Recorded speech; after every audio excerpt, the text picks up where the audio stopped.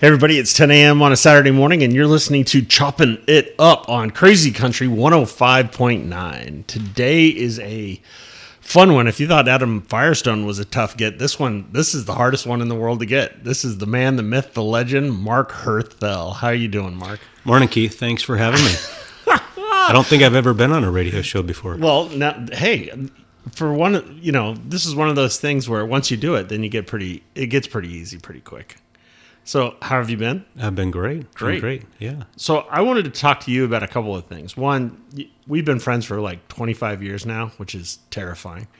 But your family, specifically your mom and dad, one of the things I wanted to talk about is you guys have been such a backbone for this entire valley in 100 different ways. And most of them are ways that people have no idea about. And I wanted to hear from you. How did your family find the Santa Ynez Valley, and how did you guys fall in love with it? How did it all start? Yeah, my parents were living up at up in Davis, California, UC Davis. My dad was in vet school, and my dad was from northern San Fernando Valley, rural San Fernando Valley in those days. And they were driving back to UC Davis and decided to take Highway 154, San Marcos Pass. My dad's brother had actually been working on a horse ranch here, and he told him he should come visit this area.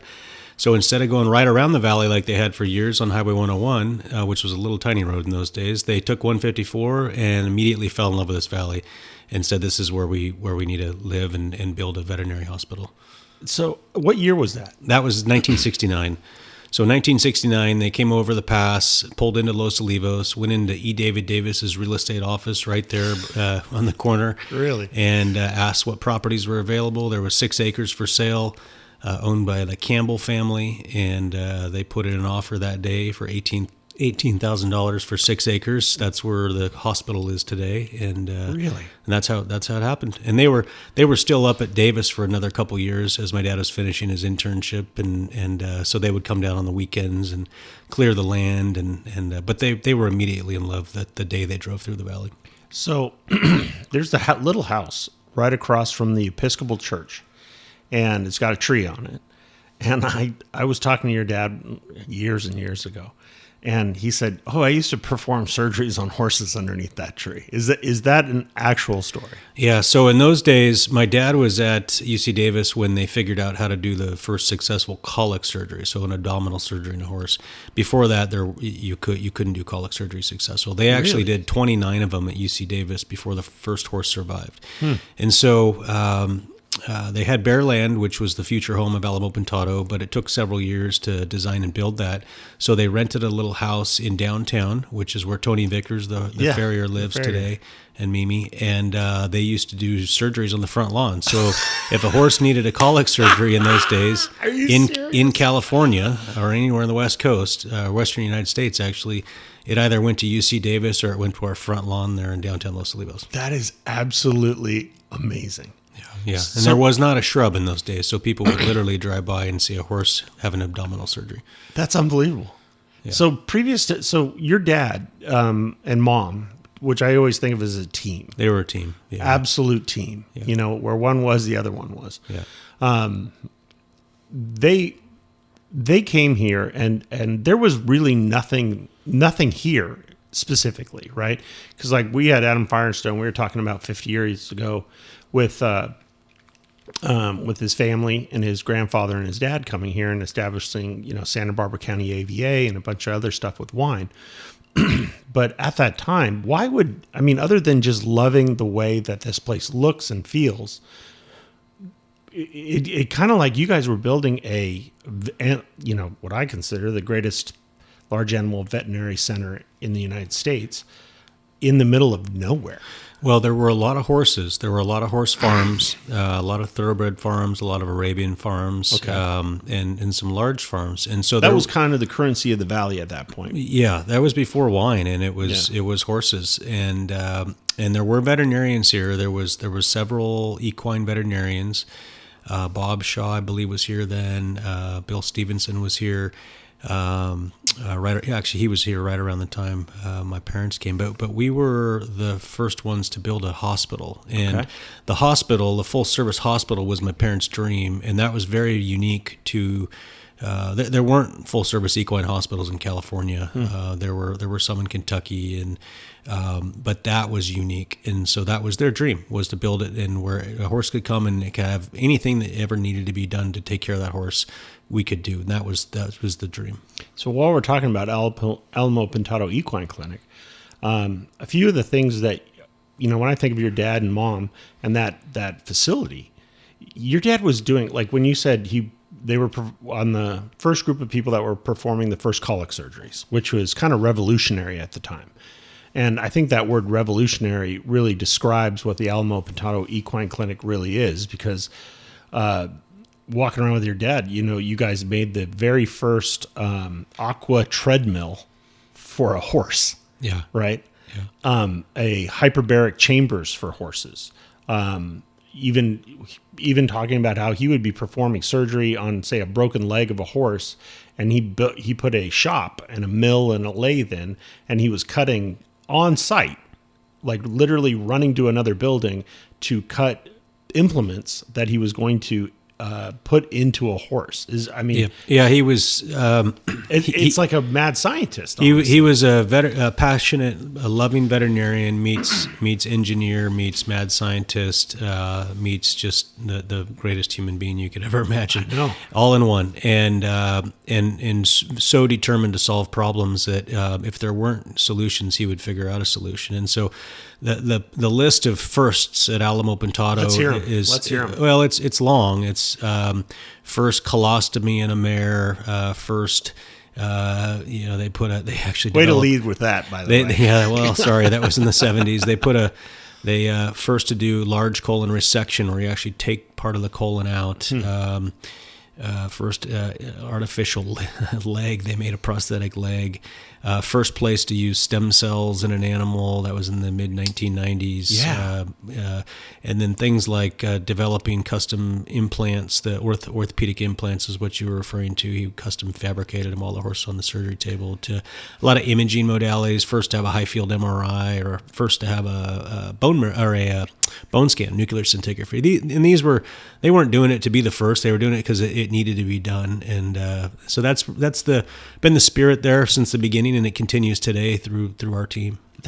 You just made a laundry list of things that if it was a full-size hospital, that would be, and it was the first MRI, like you're saying, an MRI for a horse. First high field MRI for a horse. Really? So strong one. And it's you kind of had to, because we always believed you needed the best diagnosis, and if you don't have a good diagnosis, it's hard to treat a lot of these conditions. So all the innovation in imaging was in order to get that best diagnosis. So it's all part of the culture. So hospital, we work a lot now at the Mayo Clinic on some other projects, and it's the culture there. And so we're much smaller, but it's the culture in any organization. Yeah. Even when having conversations with your dad, when he was talking about how he took apart a jet ski and then used that to push water against a horse to get it to walk on a treadmill underwater, and I go, where did you come up with this? That was part of this whole orthopedic system, which was really from an ambulance to go pick a horse up with a broken leg down usually in the racetrack, to all the way through to how you help him recover after surgery. And that was a water recovery pool that he developed, that we still have today, that you could basically put the horse in while it's still under anesthesia into a spa, if you will, with a hydraulic floor, so he could wake up in a spa, and then the floor would come up when they woke up, and they could walk right off without getting up. So that orthopedic thing is what ended up leading to us getting involved in nutrition, which was another thing that we got involved with. I will just always marvel that every day I drive past the Alamo Pintado Equine Clinic 3 or 4 times, and realizing that it's not only the bleeding edge of animal veterinarian systems, but a lot of the things that start there make its way into human form. Well, we've collaborated. My dad always believed in collaborating with mostly orthopedic surgeons, and that goes probably 40 years back. And we're still collaborating with human doctors in a big way, so we can learn from each other, and a lot of innovation comes from that kind of collaboration between human and veterinary medical practitioners. When you brought up stem cells, I just remember having a conversation with him, I don't know, 20 years ago when we were talking about stem cells and, the controversy, quote unquote, of it at that time. And he goes, oh, you don't need to do it from that. You can get stem cells from a sternum. And I was like, how do you know that? He goes, oh, I've been doing that since the 80s. And I'm like, who are you? This is when it kind of started unfolding, like the genius that is your father. Yeah, it's again, there was a problem. Horses with these tendon or ligament injuries, the return to use was about 20% with every therapy we had available to us. So he said, well, there's got to be a better way, and it probably has to be from the body itself, not a drug. And so that's where he had the idea of taking bone marrow from the same horse, and then putting it into its tendon injury. And that basically started the whole field of veterinary regenerative medicine, and he published the data and presented it in 2001, and the return to use was about 80% with this procedure. Wow. And it was crazy. I was at a medical surgeons meeting a few months ago in Seattle, and an older man walked by and recognized my name, and he was from Australia, and he said, I visited your dad in 2000, and he taught me how to do the stem cell procedure, and I did 3 of them that year. And I was like, oh, really? He said, and it worked so well, now I've done over 3,000. It's just like unbelievable, the reach. So you were talking about going into, from surgery or wet work to veterinary medicine or food is a better way to put it. And so tell us a little bit about your journey with Platinum Performance, which, I don't know one person who owns a horse who doesn't know what Platinum Performance is. It's kind of like if you're a runner and you know what Nike is. Platinum Performance is ubiquitous with like equine medicine and overall health for an animal. So How did you get involved with that? Sure.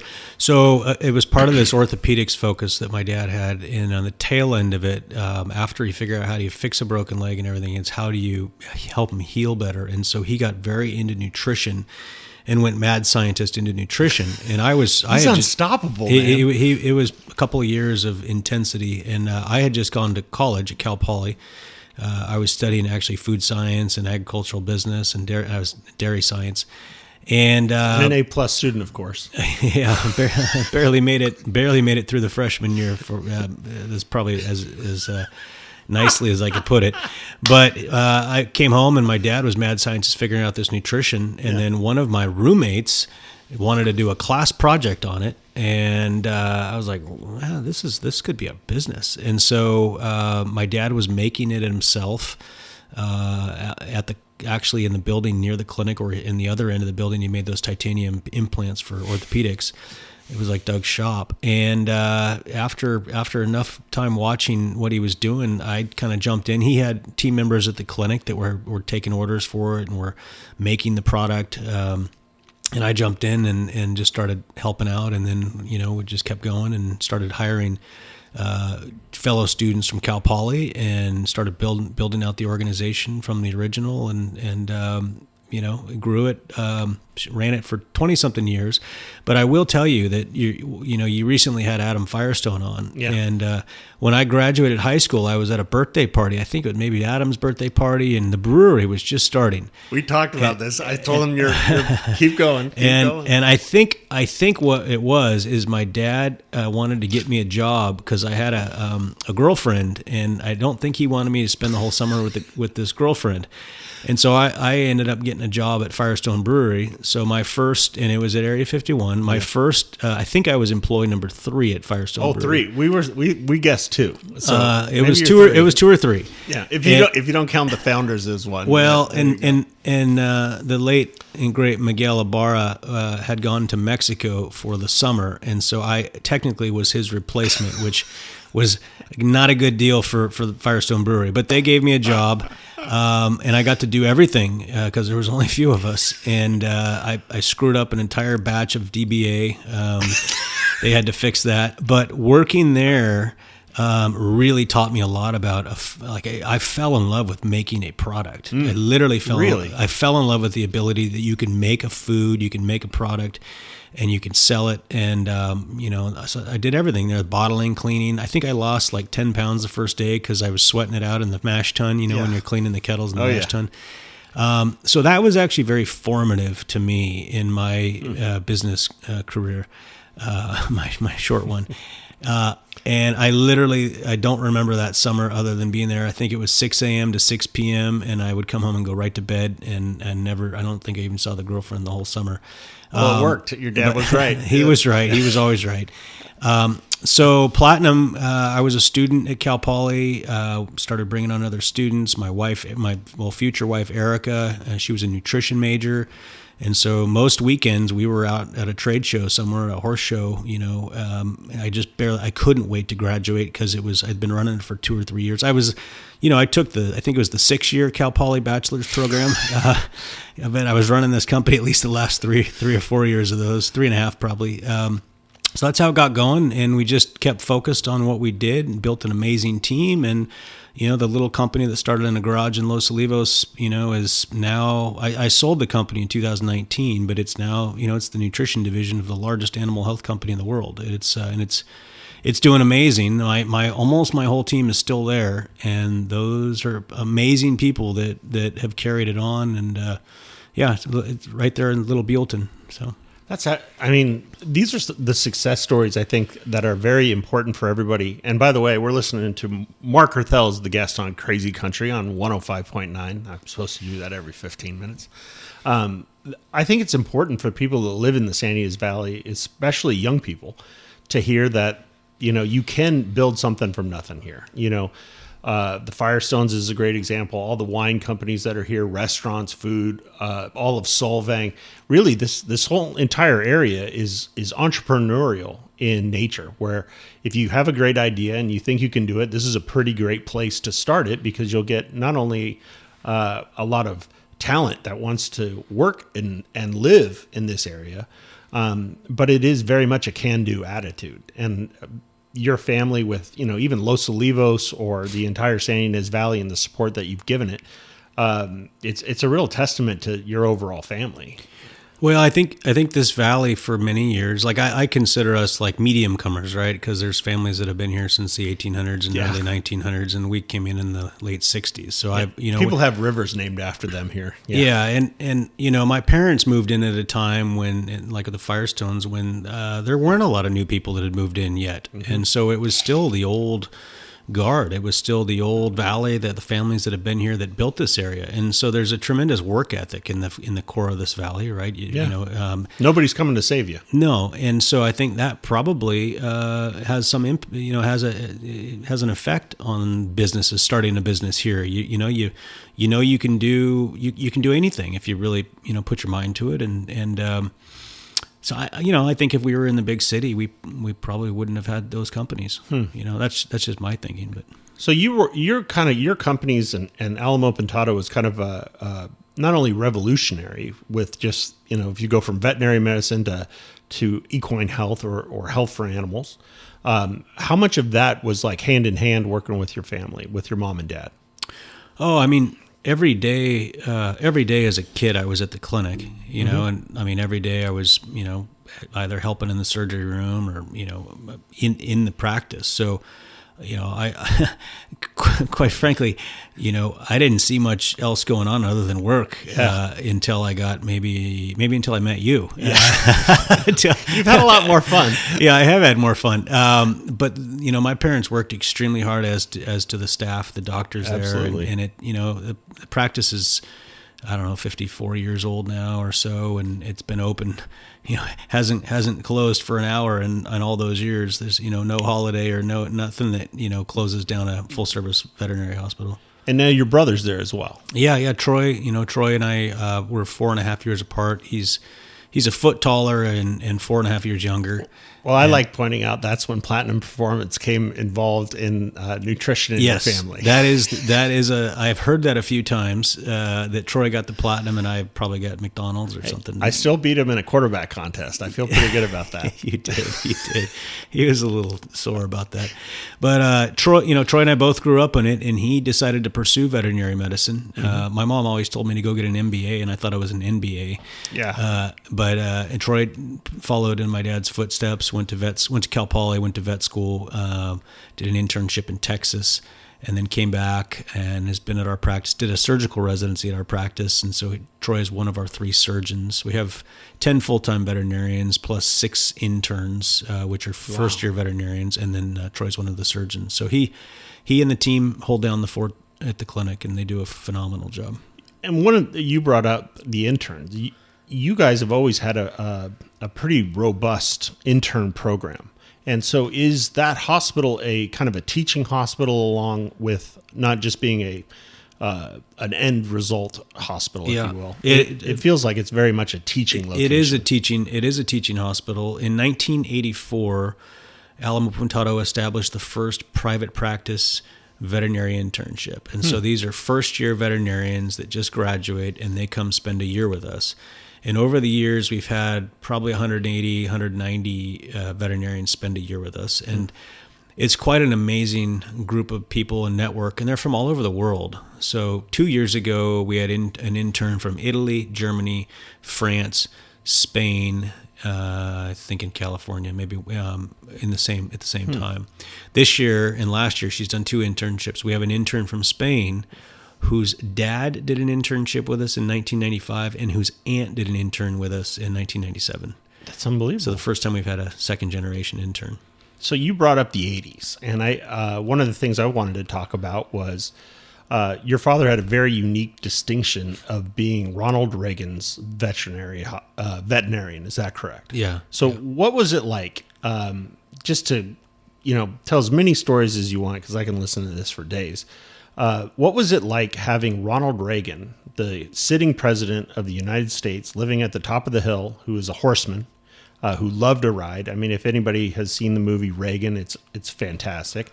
What was that like growing up in the Santa Ynez Valley and Ronald Reagan being a part of your lives? Yeah, I mean, I think all the residents of the Santa Ynez Valley, well, not all, but a lot of us felt kind of special to have the president as our neighbor. In those days, I don't think it was quite as political as people are today, but it was, hey, we had the president and he lives 5 miles from us. So the way my dad became his veterinarian was, and he comes to church when we're at church, and Presbyterian, he right? goes to dinner in the Ballard Inn.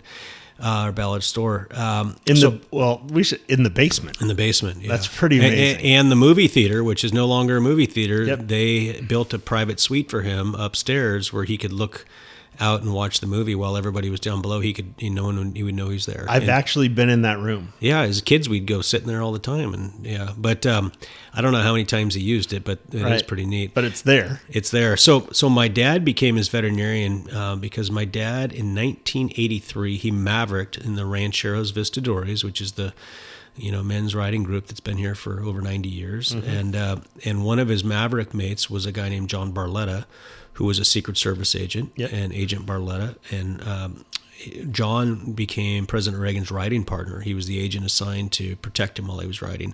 And the president needed a veterinarian. And so John connected his maverick brother, my dad, and he became the veterinarian. And it was an unbelievable experience. We'd get, we would keep all the horses for the Secret Service agents at our clinic. And then so when the president would come to town, our family would take, our staff would take all these horses up the hill in horse trailers or sometimes my dad would ride them up so that the agents had horses because he needed a bunch of agents to ride with them. A lot of stories. I remember as a kid going up there one day because one of the horses broke its jaw. And so my dad wired I think my dad and Dr. Mark Rick wired this horse's jaw up on President Reagan's lawn. Another time, we got a call at the clinic on a Saturday, and it was the White House calling, and they said, this is a call for Doug Herthel from the White House, President Reagan. And so I remember standing there as my dad was talking to President Reagan, and long conversation, and he was asking him how our business was doing, and he basically called to thank my dad for how he euthanized one of his horses because he took the horse between 2 trees so that it wouldn't fall down and hit the ground. And I actually looked up the phone records years ago when I was in Washington, D.C., and that was the only call he made that day. He didn't make another call for a week. And the person he talked to before that was Dan Quayle. Really? Yeah. Unbelievable. Yeah, so we have dozens and dozens of stories. John Barletta was like an uncle to us. He used to stay at our house when he was out. One day, I had a science project. I think I was in second grade or so, and we had a science project. I'm sure my dad did the whole project for me, but it was how a gopher snake eats a mouse. And so we had videotaped this gopher snake eating a mouse, with one of those old video cameras. Yeah. And this gopher snake got loose in our house. And the president and John were out riding that day together, and they were talking. And the president asks, hey, how's the Herthel family? And John told him about the snake getting loose in the house. And so they're riding along a little further, and there's a snake crossing the road. And the president dismounted his horse to catch that snake, to send it back with John. And John's like, sir, no, sir, it's okay. They'll get another snake. So Yeah. 2 years later, we meet with the president, and he shakes my hand. I have a picture of it, and he asks, how's the snake boy doing? You're kidding. Yeah. That's fantastic. Yeah, it was. So in that Reagan movie that you mentioned, there's a scene in there where I think he's at, I think they're in Switzerland. It's, some major world summit. And the goldfish. The goldfish. In this little boy's goldfish. He stayed in this little boy's room, and the goldfish died. And so he wrote the boy a note apologizing, and it just reminded me, like, here's the president of the United States, and he connects with a child, and he cares about a child that is not his own, enough to do something like that. All those Reagan stories, were absolutely blew my mind. When you have that great photo of you on a horse on the White House lawn. Yeah, that was and when I was in fourth grade, we went back to D.C. Troy stayed home. He was too small. I went to a mission in fourth grade. Well, we went back to D.C. We stayed with John Barletta, and then one day he took us into the White House and toured us around. And then the president and John had organized a horseback ride for my parents with the park police and the Secret Service from Rock Creek Park through all the monuments, across highways, and ended on the White House lawn. And I followed behind in a park police car. And we had pictures at like the Washington Monument and Lincoln Memorial, and with kids all over petting these horses, and it was amazing. And then at the end of it, they stuck me. One of the agents stuck me on the horse, on Nancy's horse, actually, in front of the White House. Yeah. So what was the name of the horse that the president of Mexico gave him? El Alamein. He was an Arabian horse. He was a very tough horse. One of the best athletes that we ever stress tested on our treadmill at Alamo Pintado. Really? And the president loved him because he was a very macho horse.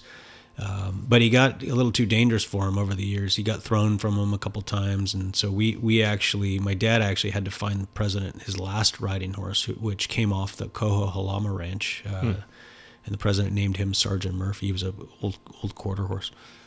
So when the president was riding, and I'm just kind of bringing this up because, here we are in 2026, which sounds like a fake number.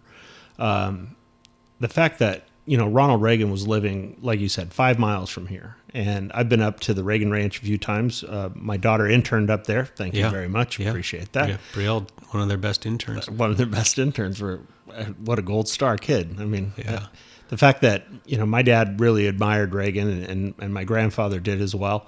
And, hearing these stories, the fact that, in today's day and age and divisiveness and whatever you want to call it, or the media making people want to be at each other's throats more than actual people wanting to be at each other's throats. The fact that we had a president that was riding a horse and jumping, and while he was the sitting president, is absolutely, it seems like something like if you would talk about Teddy Roosevelt, and that only happened, 40 some years ago, or, 50 years or 40. Yeah, right around there. Yeah. And the fact of the matter is that we had someone who used to clear brush. I mean, if anybody wants to go home tonight, we did it one time over at our house where we fired up, I think it's the YAF. I think that's the group, has it all on YouTube. And you're watching this guy work on a ranch like an actual rancher. He would go up there and he would cut back brush and he would build fences. Go riding, those kind of things while he's the president of the United States. And I can't think of another president since then that was actually hands in the dirt, sweating, working on property. And then in the afternoon, at that point, you're really just king of the world. But he spent his day looking for gardener snakes, fixing fences, thinking about people, and what a grounding opportunity that was. People can get lost in the weeds of who they are, or ego, or whatever. But he was a person who cared about kids and thought about a snake or a goldfish while he was, taking down communism. I mean, it is absolutely mind-blowing to me that happened 5 miles from where we're sitting. Yeah, I mean, it's, I think his two favorite things to do were ride horses and chop wood. And we'd go up there, he'd be out there, clearing brush and splitting logs, and that's what he loved to do. And it, both actually dangerous things, but it did ground him. It grounded him, and then he could deal with the world's issues. And we'd go up there. Sometimes he'd be doing his radio show, so he'd be doing announcing, addressing the nation. Yeah. And then he'd come over and talk to his veterinarian for 30 minutes about horses and tell veterinary jokes. Brielle went up there and she said that they would cut trees and then they would throw it in a chipper shredder, and they had to have a Secret Service, probably John Barletta, hold on to his belt. Yeah. Because he wouldn't allow anybody to throw this stuff in there, and he was throwing it into a shredder all day long. And someone's like, listen, we got to hold on to this guy. Oh, yeah. It's like, it's absolutely fascinating. I swear as a kid, you could look up at the mountain there from down here, and you could see that those trees had been thinned. You could see it all the way from here, that you could see it just looked different, looked more manicured. That was him out there, doing it all the time. I was talking to somebody, and when we were talking about the president, when he was on site, there'd be a helicopter sitting there running, right, or ready at all times. Yeah. And that was because off the coast was a Soviet sub, and they had to be able to pick up the president and get him off site in less than 6 minutes. Right. And I went, "What are you talking? Are you serious?" And they're like, "Yeah, there's a Soviet sub out there just sitting there waiting to launch at wherever the president was." And I go, "You got to be kidding me. This is the most dangerous." So living in the Santa Ynez Valley in the 80s was literally... We might have been dangerous. Yeah. Well, at least you would have gone first. You know what I mean? Well, we still live next to Vandenberg, That's so we true. still may be a target. That's pretty amazing. Yeah, when he left office, I don't know how, it was probably a couple weeks of constant airlifts with helicopters flying stuff from his ranch down to Santa Ynez Airport. All the equipment they were hauling out of there, excuse me. I remember when I was a kid going up there, they had fake rocks everywhere, these listening devices. Yep. The whole ranch was covered with these fake rocks, looked like Disneyland. And, did you know, I know this because of my daughter. I think they got it from Disney. Yeah, right? Disney actually designed the false rock that went over the listening devices to make sure if anybody walked on property. Yeah, you'd pull up to the gate and, they send a guy out with a bomb-sniffing dog, and then they'd put this mirror under your car and look all around, and then you'd see guys with guns all over, and it was interesting, right here in little Santa Ynez Valley. My daughter pointed out that when he landed, he called Psalm 121, which is the name of the top of that hill, and he would get off the helicopter and look, and Psalm 121 is like, where does my strength comes? It comes from these hills. Mm-hmm. And I always feel a kinship to him in a very small way, where we get to live in this beautiful place that he could have lived anywhere in the world, and this is where he called home. And he saw and did the same things that we do each and every day. He voted in Solvang, like you said, went to the Presbyterian Church, ate in Ballard, went to the movies in Buellton. And here we are today getting to live kind of the life the President of the United States wanted to live. Yeah. It's pretty spectacular. It's hard not to be nostalgic about it a little bit. It is. And, that ride that he organized for my parents, he told them, I wish I could do that ride, because he couldn't. It's too dangerous. So there were also things that he couldn't do because of who he was, that we can do. Well, you brought up John Barletta, and his book, Riding with Reagan, it's an easy read. And I know they've got multiple copies of it here over at the Book Loft. And if you're interested in any of that era, that is a fantastic book to read. Yeah, absolutely fantastic. And John was with him until he passed away. He was after he left office, John stayed with the family and was assigned to him, and so he was he was there until the end. And he loved him, you know. He used to call it. So we'd go out to dinner, we'd go places, and they referred to him as the old man. So we'd be at dinner, and he'd talk, "Oh, the old man, this," or that was what John referred to him as. That's awesome. And that was, you know, one time John picked my brother and I up from school at Los Olivos school in his unmarked car, you know, and called us out on the loudspeaker, and you know, he'd always do things like that. Fantastic. Yeah. That's a good plug for. There is a really great museum a lot of people in the Santa Ynez Valley don't know about, which is right there at the bottom of State Street. Right by you can park, if you want to go to the museum, you park inside of the Amtrak parking lot, and it's right there. And the Young America's Foundation have a truly fantastic Ronald Reagan museum, and there's all kinds of stuff from the Santa Ynez Valley. It's basically a little window into the ranch up there. And I think if you live here and you have a free afternoon, or you got to go do something down in Santa Barbara, that's a very good stop. I'm glad you brought it up, because it is a beautiful museum. It's I think 2 or 3 stories. Yeah, it's gorgeous. It's a real beautiful spot. And you know, and the Young America's Foundation has done such an amazing job of preserving the ranch. And you go up there, and it looks identical to when he was there, and everything they've meticulously maintained it. And you know, I think most people don't realize how modest his house was, and his bed. His feet literally hung over the end of his bed onto a wire frame. Yeah, you know, it is as modest as you can find around here, and that's where he lived. Well, that's a good thing to talk about. It was, you know, it's a 1,300 square foot adobe. All the pipes are on the outside of the walls because they couldn't run it through the walls. When you brought up his bed, it is 2 singles that are zip tied together, and there are so many little bits and pieces of that place where you kind of look at it and you go, you know, he lived here when? And he was like, actually, while he was the president of the United States. Yeah. And my daughter told me, you know, she read every single book there was while she was there. And they brought the Queen of England, you know, Queen Elizabeth went up there. In a huge storm. I think it was 1983 when we had a major storm here. That's right. And I kind of like, you know, I have a little bit of respect for it, because I wouldn't want it. That is the worst road in America. Yeah, it's a bad road. It's a bad road. It is scary. Both sides. Both ways, yeah. And the fact that they were driving through cars and the water was coming in through the floorboards because there was so much, the rivers were so swelled that she was getting her feet wet and everything. She's like, no, I'm fine. Let's keep going. Yeah. I'm like, oh, that's a real woman there. She was a trooper. What a trooper. Yeah. And then Gorbachev went up there. Wearing a cowboy hat backwards. Yeah, cowboy hat backwards. I think that's absolutely fantastic. I mean, we were really on the map there for a while. Yeah. That's pretty impressive. Yeah.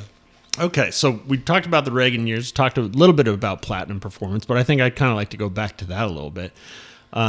With Platinum, what was the thing that you guys, when you were growing that business, from a mom and pop shop to, you know, a national, if not global brand, you know, what were some of the things that happened along the way? That Adam came in here the other day and just talking about the luck that they had with Firestone Walker Brewing. What are some of the things that really took it to the next level while you were working on it? You know, we really modeled it after the veterinary hospital. So great service. Mm-hmm. Great service. Like, you know, we modeled it after like Nordstrom's, but better than Nordstrom's was kind of the service. The products focused on real problems that horses have. And so we weren't a marketing driven company. We developed products to solve problems. Mm-hmm. And so we stayed very focused on that, and we're meticulous about that. And we didn't release a product if it didn't work. And so, you know, products worked, amazing people to interact with, great service. And so those are the kind of keys to success there, and we just kept doing it, and also just, you know, I always ran paranoid. You know, I always believe paranoia in business is probably the biggest success factor, and so always, you know, I always felt I was not a great student, so I definitely felt like I needed to move fast and feel like people were chasing us in business, and you know, I think that proved out to be true. Yeah, and it worked. So you said you were in a marketing company, and here's the thing I would say: you guys had, was it Stecklin? Dave Steckline, yeah. Dave Steckline. We weren't a marketing driven company. You guys so had, but your photography was unbelievable. what I mean is like No, a lot of companies will say, "Oh, these are the opportunities. This is the products. This is what people want." And so they'll go like put together a product line. Ours was basically based out of clinical necessity, and it was one at a time. And it was, and so you could stand up a brand that looks kind of like platinum in about three months if you really wanted to, but it wouldn't be the same thing. But yeah, no, we believed in honoring people and their horses and honoring the veterinary profession, and so the brand ended up being built around that, and beautiful horses and authentic pictures of our real clients and our real team member. And so the brand is, it's the Nike of animal health. Is what it is. Good way to put it. I'm not there anymore. I can look back. I haven't been there for 6 or 7 years. And this is a victory lap, man. I can look back. It's like the child that grew up and left and doesn't need you anymore and is doing better without you. And but I look at it now, and go, wow, that's like the Nike of animal health. And it started in a garage in Los Olivos. So what's next for Mark Herthel then? Well, shortly after leaving Platinum, or being moved out after I sold to the big boys, it was very personal for both of us. But it was your dad was in that horse accident and was paralyzed. And we had treated an animal, a donkey actually, with paralysis at our hospital in 2010 with stem cells, and it recovered. And so, tell that story a little bit longer. It was a donkey. It was owned by a lady in Santa Barbara who loved her donkey, and it was shaken vigorously by another donkey and was paralyzed. It was basically similar to like a spinal cord injury and a person jumping into a swimming pool head first. And so after several days of being at our hospital with nothing was working, my dad and Dr. Aaron Byrne and the staff there decided to try stem cells. And so they gave this donkey like at least 3 administrations of high-dose stem cells from a thoroughbred horse that we had in a biobank. And after several days, they saw some improvement, and then they found the donkey standing one night, checked the security cameras, it stood up on its own. Wow. And his name was Eli. And that story got picked up kind of all over the world in the spinal cord injury world, because a horse magazine wrote an article about it, and it got picked up. What year was that? That was 2010. Okay.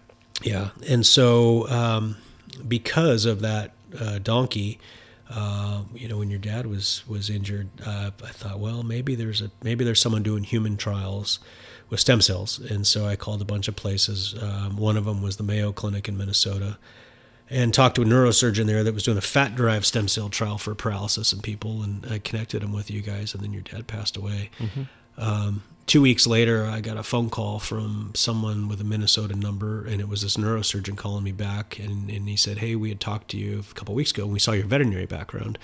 We have a technology we've been working on that we'd like to talk to you about. And so I went out there with the whole family to Rochester, Minnesota, met this wonderful, amazing team of doctors and people that had started the Mayo Clinic Center for Regenerative Medicine, did stem cell trials for decades, and then figured out something called exosomes, which is basically the promise of stem cells. It's why stem cells can work, but you don't need the stem cell. And so we started a project with them right after that in 2020 and developed a horse version of this technology. And we've been going through FDA approval process, and we should have it commercialized here this summer.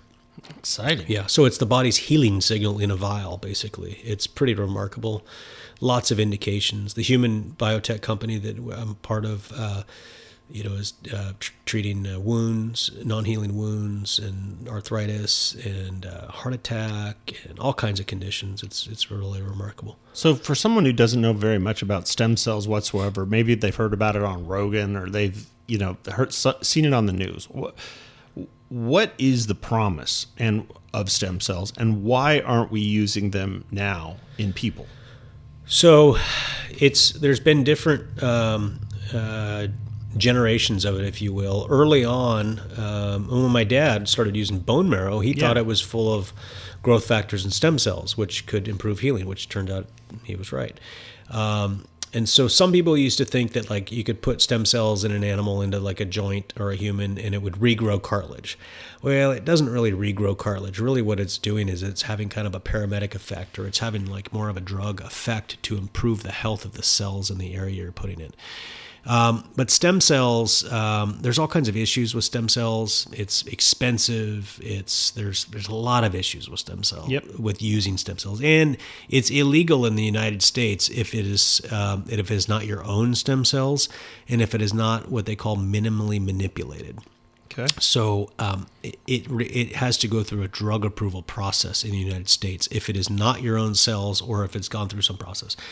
And so very few companies have been successful doing that, maybe hardly any, for a lot of reasons. So these guys at Mayo Clinic figured out how to bypass all those problems that they had with stem cells. They studied them for 15 years. And they figured out that it turned out that these stem cells were actually just carrying these exosomes around. And the exosomes were the things that were actually working. These are platelet-derived exosomes. Okay. Yeah. So it's basically it's taking the healing signal that platelets. It's like if you cut your finger and you start bleeding, that's the platelets are what stop the bleeding and start the healing. So they basically isolated that healing signal, and now we can have it in a shelf-stable vial for 3 years, and you take it anywhere. I've had a few friends that have had stem cell, replacement therapy, but they've had to go out of the country. Yeah. Right. Or go to Mexico or Colombia or all over the place with some pretty fantastic results where it's like they were going to go in for surgery, and, I'm not getting into tinfoil hat territory, but, their doctor was saying, nope, we're going to have to do, spine. It was spine stuff. And nope, we're going to have to do this surgery. It's going to be invasive. You're going to be, down for the count for a good 6-8 months. And they said, well, before I do that, let me try to do this. Yeah. And went down to Colombia, got stem, replacement therapy, and came back and had almost miracle-like results.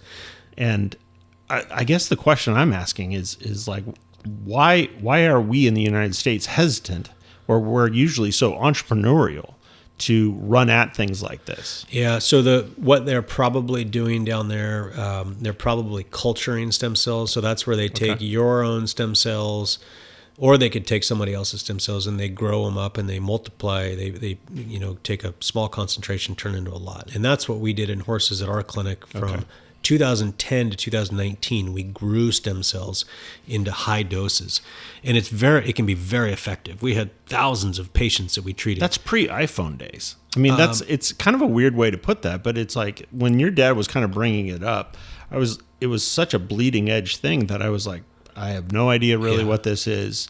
And he's like, oh, we've been doing this for years. Yeah. 95 is when he started using bone. So that was just raw bone marrow. We took raw bone marrow and put it right in. And then 2010, we started growing stem cells. And then in 2019, after my dad died, we shut the program down because we were worried the FDA was actually going to come after us because we hadn't gone through the drug approval process. Got it. And so I think the reason you don't have them as approved drugs in the United States is because there's a lot of challenges to do it right and to the level of it takes to have an approved drug. Got it. Yeah. So you go overseas and they do it like we were doing it in the kind of Wild West. It's kind of Wild West. There are some serious risks if things go wrong. You can get serious. In fact, there's people that we know in this valley that have gotten infections from those types of treatments. So, got it. Yeah. So that's the company that you're moving forward.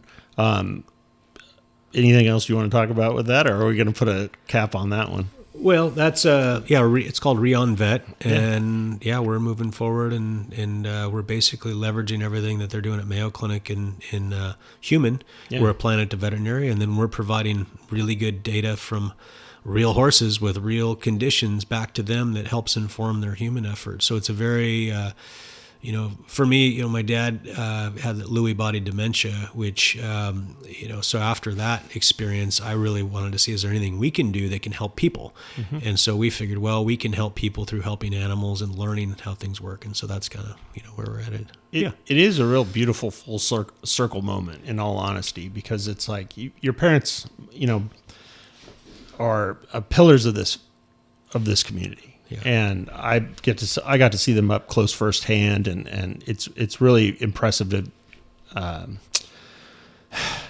I'm going to get choked up even talking about this, but when you see somebody who loves a place so much, like you're saying, they found it on a whim and came here and just like everything that they did, they dug in deep and really cared about a place. And one of the things that is important about this area is the culture.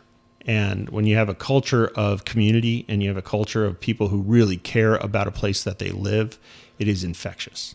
And I knew it infected my family quite a bit, just seeing the passion that your parents and you and your brother continue to carry on that legacy.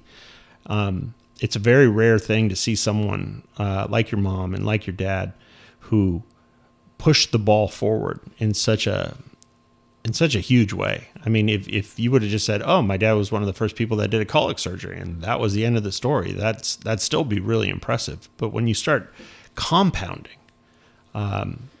the things that they did as a team and building that beautiful hospital and helping people from around the world come in and teach them how to do it. I mean, the fact that it wasn't one of these things where they would learn things and then keep it to themselves and hide it, right? Yeah. They would open the doors and go, "Look at what we're doing. Come in here. I need to teach you what we're doing, and please go out and get better at this than me." Yeah.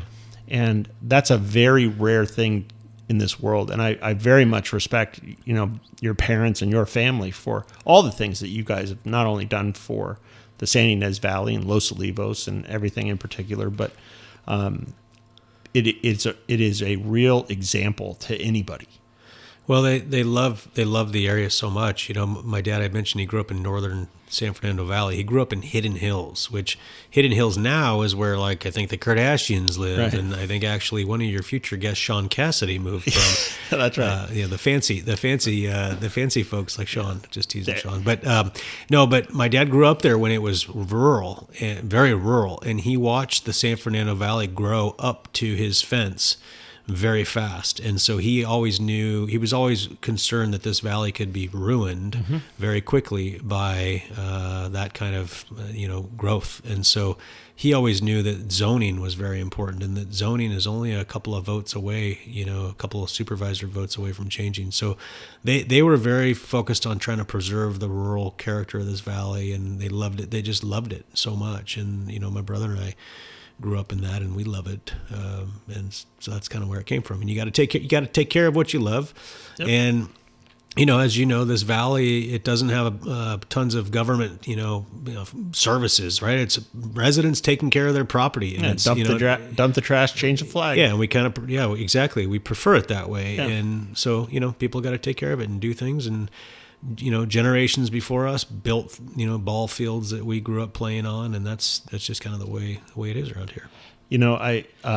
Before we say goodbye, and number one, thanks for coming on today. I know you hate doing this stuff, but I twisted your arm about 3 more times, and you finally said yes. But it's really impressive if you get to know Mark Herthel and Erica, who really.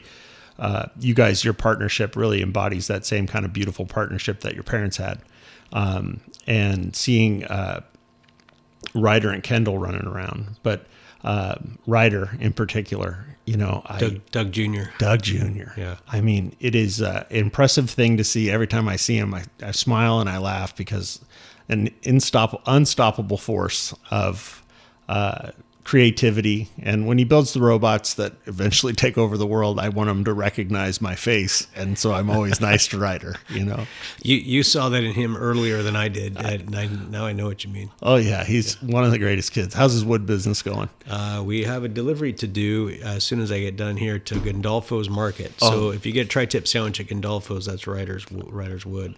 The kid is unstoppable. Yeah, he is. And Kendall. Is he being nicer to the help? Well, thank you. You had a conversation with him. He's treating me a little better. He was, the unpaid help that drives him around to deliver his wood and chop his wood. And I get poison oak really bad. And so I've gotten 2 horrible cases of poison oak from him sending me up a hillside to go carry wood. But it's awesome. I love it. My truck has never been dirtier and full of mud. And love it. We're in 4-wheel drive every day with that kid, literally. And then Kendall, she and Cash, your son, are running the high school. The ASB, and they're growing up. I would say Kendall's running it, and Cash is supportive from afar. He's supportive, yeah. Kendall and Lila actually are running it. They are very great. Yeah, no, it's there's a lot of good kids over there, and some great administrators. It is someone said to me, use the term Old Valley, right? And we kind of talked about it a little bit. I got to be honest, man. I think this is a pretty great time for the Santa Ynez Valley community. People know what they got. I think COVID really showed that to a lot of people where, hey, this is a really good place to live, and it needs to be preserved, and it needs to be protected, and it needs to be fostered and taken care of. And I think, the administration of the high school is fantastic. I see so much school pride. I mean, you go to a football game this year and the stands were packed.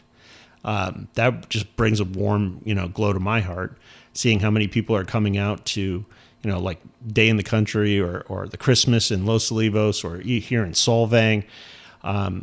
This is a desirable place to live, and it's a desirable place to want to aspire to move to, because I think that's a really interesting way to put it, because you do aspire to move here because you can live anywhere, and a lot of people choose to live here, and it definitely needs a community of people who care about it, that are working hard on it. So if you're listening to this radio show, I always say pick up a litter wherever you go, because it's everybody's job to make sure that this place is beautiful. And I would have to say that I learned a lot of that from your mom and dad. Yeah, no, for sure.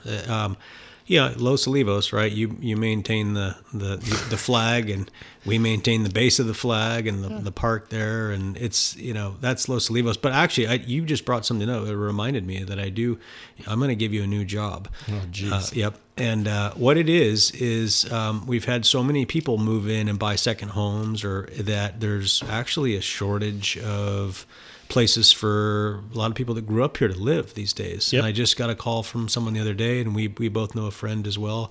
So I'm going to say, if someone's listening to this and they have a guest house or they have a place on their property that someone could live, you need to reach out to Keith. Or call the Alamo Pintado Equine Clinic.